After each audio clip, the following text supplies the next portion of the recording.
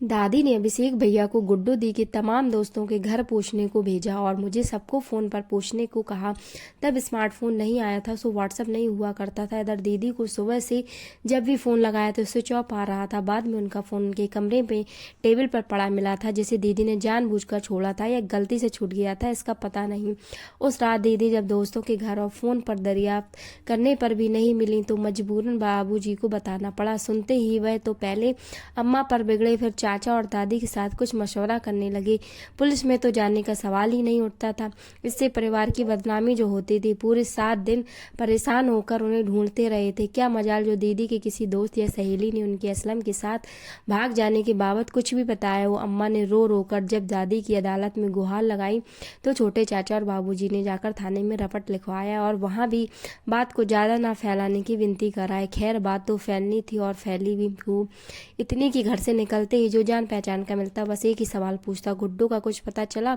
अगर दीदी भागने के 2-3 दिन बाद भी लौट आती तो बात समझ जाती, पर वह लौटी भी तो पूरे 8 दिन बाद। असलम से निकाह करके सब चौंक गए थे। हम दोनों भाई बहन को तो थोड़ी भनक थी भी कि गुड्डू दी किसी असलम नाम के लड़के से मिलती हैं, पर अम्मा बाबूजी को तो दीदी और असलम के मेल जोल के बारे में कुछ पता नहीं था। उनकी तो धरती ही डोल गई थी। गुड्डू दी ने पूरे परिवार को दुनिया समाज के सामने लाकर खड़ा कर दिया था। किसी गैर हिंदू लड़के के साथ घर से भाग जाना और फिर पूरे 7 दिन बाद वापस आना, इस बीच पूरे परिवार को लोगों के तानों से बेधा जाना एकदम आसानी होता था।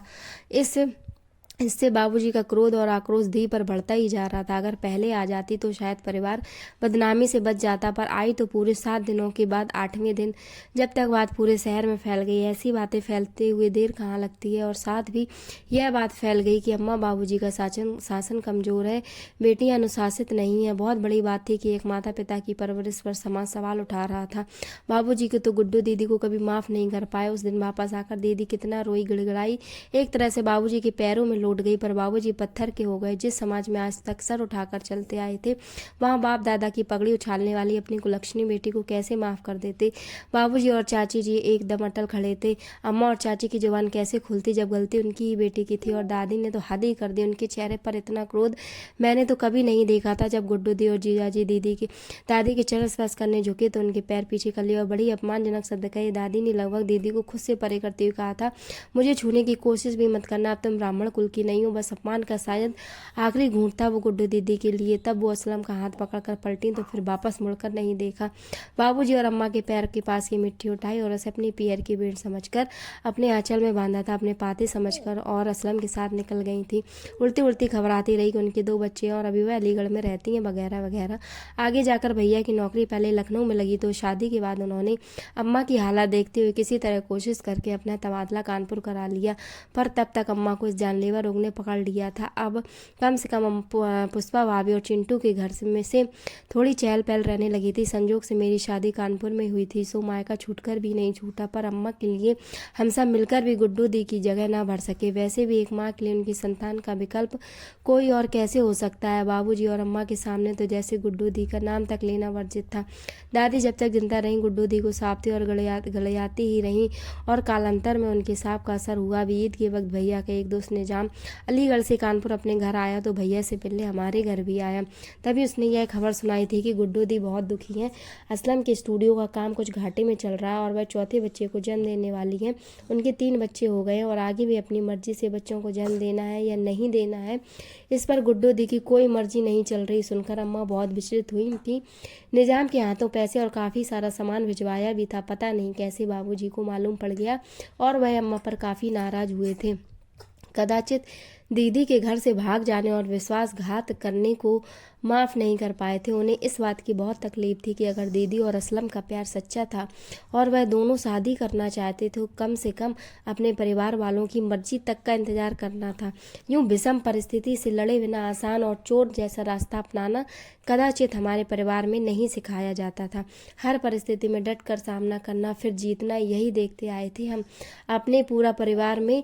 और गुड्डू दी भी तो इसी परिवार का अंश थी। बहुत खूबसूरत दीदी शायद अपनी खूबसूरती की ज़्यादा से ज़्यादा तारीफ के पुल बांधने वाले असलम को दिल दे बैठी और बहुत जल्दबाजी में भविष्य का फैसला कर लिया था। बात यह नहीं है कि असलम उनका सही जीवन साथी है या कोई और, और अच्छा जीवन साथी साबित होता।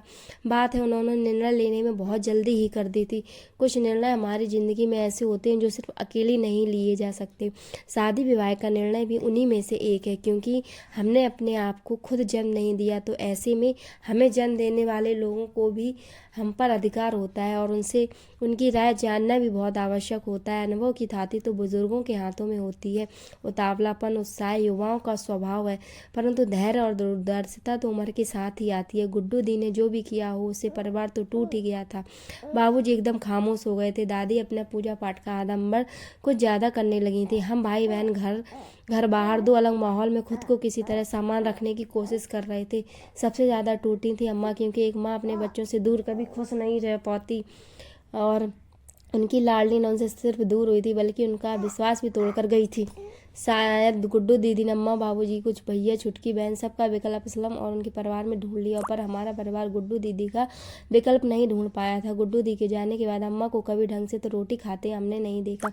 ऐसे ही दिन गुजर रहे थे। अम्मा अब उम्र से काफ़ी बड़ी लगने लगी थी। जब दादी भी नहीं रही तो अम्मा अपने मन की बात मन में रखते रखते और भी उदास रहने लगी थी। पता नहीं कब यह जानलेवा रोग उन्हें ग्रस गया और उन्हें कैंसर जब तक पता चला लास्ट स्टेज में था। वो भी ब्लड कैंसर का मरीज बिरले ही बच पाता है। बाबूजी ने इलाज के लिए एक घर तक बिकवा दिया तो भैया ने अपने सारे पैसे भविष्य निधि से निकलवा लिए अम्मा को बचाने के लिए। जैसे सब कुछ दांव पर लगा बैठा था मेरा परिवार।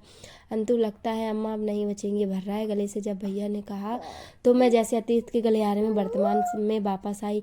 मैंने कुछ सोचकर कहा, भैया अम्मा की जान गुड्डू दी में अटकी पड़ी है, एक बार उनको बुला लेते हैं, शायद उनसे मिलने। तो बाकी मैं समझ गई थी कि भैया क्या कहना चाहता है, पर बाबूजी को कैसे राजी करें। बाबूजी को मनाना इतना आसान नहीं था, लेकिन मेरे आश्चर्य का ठिकाना नहीं रहा जब बाबूजी गुड्डू दी को बुलाने के लिए और उन्हें अम्मा से मिलवाने के लिए आसानी से मान गए। अभिषेक भैया और मैं अगले ही दिन दीदी से मिलने और उनको लाने निश्चय करके निकल गए। मैं नहीं जाती, पर मुझे पता था दीदी अपने गर्भ के अंतिम महीने में चल रही थी, तो मेरा जाना जरूरी लगा। अस्पताल में अम्मा के लिए रात में किसी को रुकना होता था, सो चिंटू को दादाजी के पास छोड़कर भाभी एक रात के लिए माँ के पास रुकने वाली थी। मैं अभिषेक भैया के साथ दीदी के साथ रवाना हो गया। दीदी के ससुराल पहुंचे तो घर बाहर काफ़ी लोग जमा थे। जैसा मातम जैसा माहौल था। घर से रोने की आवाज़ आ रही थी। हम बाहर ही रोक दिए गए। हमने अपना परिचय दिया तो रोने की आवाज़ और तेज हो गई। किसी ने कहा, भागी पूरी ज़िंदगी अपने मायके वालों को तरसती रही, इंतजार करती रही, वह आए भी तो मैयत के समय। मैं कुछ समझी नहीं, ऐसे समझकर भी अनजान बनने की कोशिश कर रही थी कि जो अंदेशा मुझे हो रहा है कि हे भगवान वह सच ना हो। भैया तो कुछ समय समझ ही नहीं पा रहा था, लेकिन जब दीदी की सास ने आगे बढ़कर कहा, आप निकट के भाई हो ना, अच्छा हुआ आप आ गए। इस वक्त हम चाहते हैं कि उसका दाह संस्कार हिंदू रीति से हो। अब जब आप आ गए हो तो अपनी बहन की अर्थी को कांधा आप ही देना। मेरे और भैया के लिए यह खबर एकदम अविश्वसनीय लग रहा था कि अम्मा की लाडो हमारी गुड्डू दीदी अब इस दुनिया में नहीं रही। जानकर आश्चर्य हुआ कि अपने चौथे बच्चे को जन्म देते हुए कमजोरी और ज़्यादा रक्तस्राव की वजह से गुड्डू दी इस दुनिया से चली गई थी। हमारे पहुंचने के 4 घंटे पहले मैंने अवध हवास होकर बाबूजी को फ़ोन किया तो फ़ोन चाचा जी ने उठाया। हम कुछ कहते उससे पहले ही चाचा जी की रोने की आवाज़ आई। बोले, अंतु तुम और अभी जल्दी यहाँ आ जाओ, भाभी चली गई, कैसे हो सकता है। सुनकर मुझे पर तो जैसे वज्रपात हुआ, आसमान फट गया, धरती खिसक जाती। तब मुझे इतना आश्चर्य नहीं होता जितना यह जानकर हुआ कि उधर अम्मा नहीं रही और इधर गुड्डू दी भी रुखसत हो गई। कैसी विडम्बना थी कि ये कैसा अद्भुत संयोग।